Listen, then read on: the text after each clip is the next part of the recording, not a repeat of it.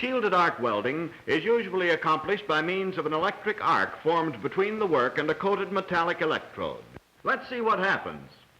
When the arc is struck, it almost instantly creates a temperature of about 6,500 degrees Fahrenheit. This melts both the base metal and the metal in the electrode.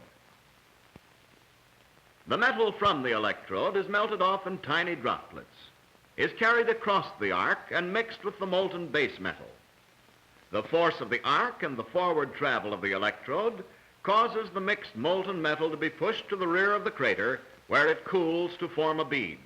The movement of this metal toward the rear of the crater and the depth of the crater are an excellent check on the quality of the work. The operator should learn to use it as his guide.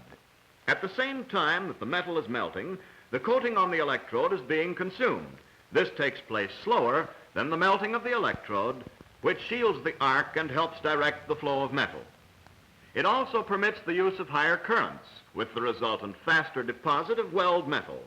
A gas is formed, covering the arc with a protective shield that prevents the exposure of the molten metal to the air and therefore prevents the formation of harmful oxides and nitrides in the deposit.